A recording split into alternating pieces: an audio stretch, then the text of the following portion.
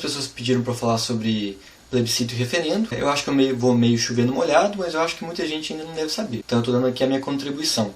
Primeiro eu vou falar rapidamente qual que é a diferença de plebiscito e referendo, acho que a maioria das pessoas já deve saber, e depois eu vou dar a minha opinião do que eu acho que é melhor nesse momento. Bom, eu vou falar aqui de forma bem clara, didática, rápida e simples.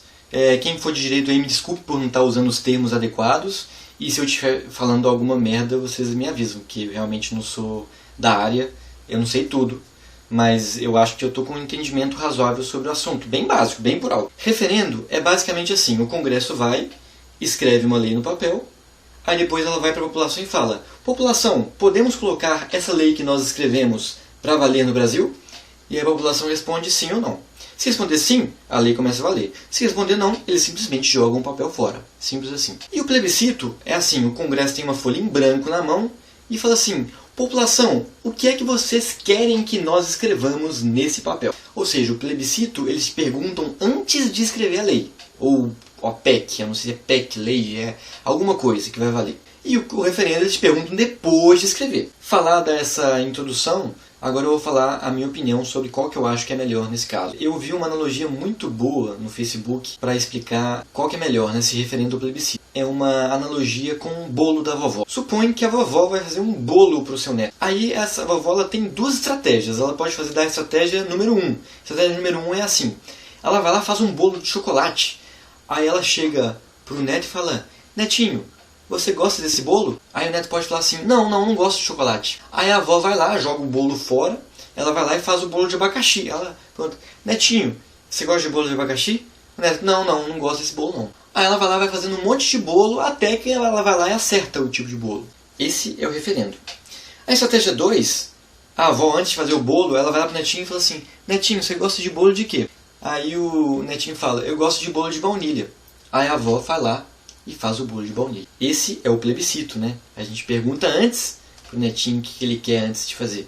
É mais inteligente, né? Ah, Diego, então quer dizer que o plebiscito sempre é melhor que o referendo? Não necessariamente. O referendo ele é mais prático, ele é mais rápido. Na minha opinião, ele só é bom quando a pergunta é clara, quando a gente não tem dúvidas do que a gente escreveu. Vou dar um exemplo. Em 2005 foi feito um referendo no Brasil para que a população escolhesse se a lei que eles tinham escrito para proibir a comercialização de armas valer ou não. Esse caso era um caso muito simples, né? A gente não tinha dúvidas de como escrever essa lei, porque a gente tinha uma lei escrita e aí era só dizer se sim ou não.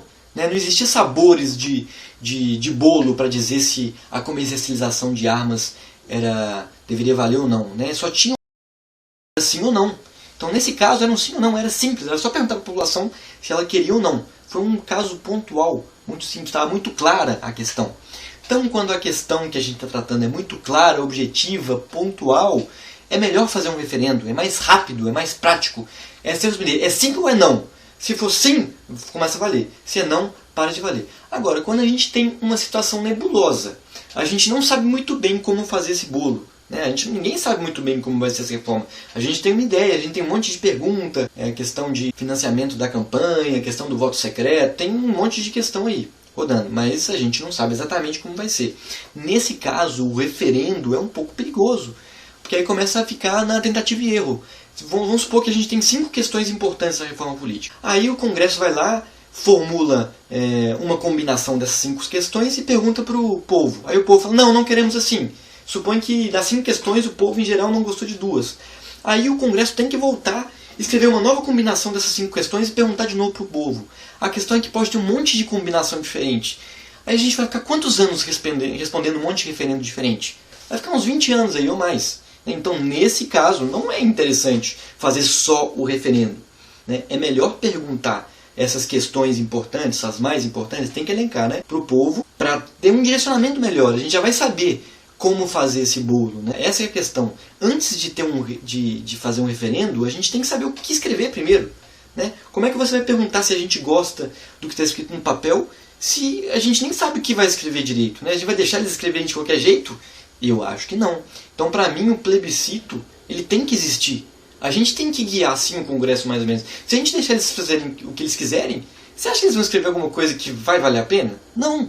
Então a gente tem que responder o plebiscito. Um ponto importante para o plebiscito valer a pena, As perguntas têm que ser claras, objetivas e concretas. O conteúdo dessas perguntas é muito importante. Eu também não sei o que eles estão pensando em perguntar pra gente. Eu imagino que seja sobre o financiamento da campanha, sobre o voto secreto e sobre aquela questão da proporcionalidade de votos, né, de vereadores, de deputados, não sei como é que é. Eu acho que essas 3 perguntas estão em voga aí, elas realmente são importantes. Então assim, se a gente fizer um plebiscito com perguntas objetivas, eles vão conseguir escrever alguma coisa mais próximo do que a gente quer, né? A gente vai falar, olha, a gente quer um bolo desse jeito.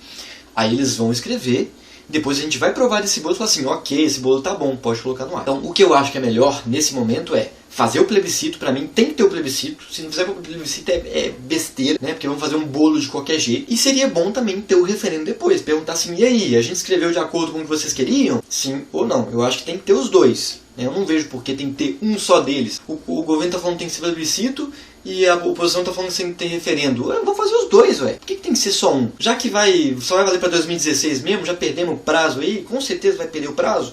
Não vai valer pra 2014, então vamos fazer o negócio direito. Vamos fazer os dois. Que se faz o plebiscito agora, vai gastar um dinheiro, mas é um dinheiro bem gasto. Vai perguntar pro povo, desde que o plebiscito seja bem feito. E depois, na eleição de 2014, vota aí o referendo, que aí não gasta nada com o referendo. E vai valer para 2016. Falta ainda? Falta. Mas pelo menos vai ficar bem feito. Né? Se fizer só um ou fizer só outro, eu acho que vai ficar bem mais ou menos. Eu acho que tem que fazer os dois. Então é isso. Eu sou a favor de que tenha os dois para o negócio ficar bem feito. Até o próximo Café com Iogurte. Um adendo importante. Numa conversa agora eu acabei de pensar e achei bem relevante. É o seguinte, eu sou a favor que tenha os dois.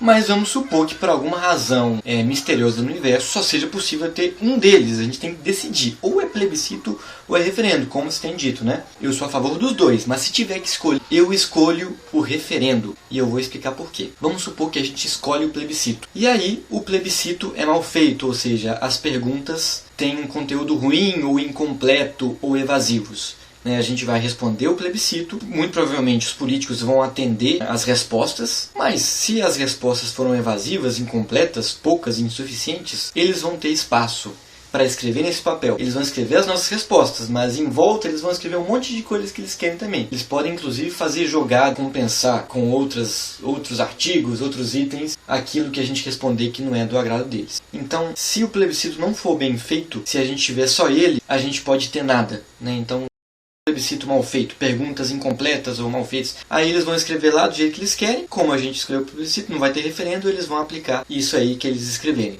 Então, se estiver só o plebiscito, existe um risco de a reforma política ser feita bem mais ou menos. Agora, se a gente escolher só o referendo, existe o risco de eles escreverem as coisas bem mais ou menos, continua existindo da mesma forma. Mas a gente está lá na barreira final para falar, vocês estão apresentando uma solução muito porca, nós não aceitamos a solução. Então o referendo é como se fosse a última barreira, é o último degrau. E se a gente tiver poder para vetar, falar assim, não, a gente não quer a solução, eles vão ter que refazer. Ficar refazendo a tentativa e erro é muito pior do que se a gente tivesse já direcionado com o plebiscito. Mas como eu disse aqui, se eu tiver que escolher um só, ou seja, só o referendo, só o plebiscito, é melhor o referendo. Porque aí a gente vai poder dar a palavra final, e eles vão poder ficar alterando esse negócio até dar certo, do que só o plebiscito, que pode ser que a gente corre risco, no pior caso, de responder as perguntas mais ou menos, e eles fazerem um negócio que não vai adiantar de nada. Agora sim, até o próximo Café com Iogurte.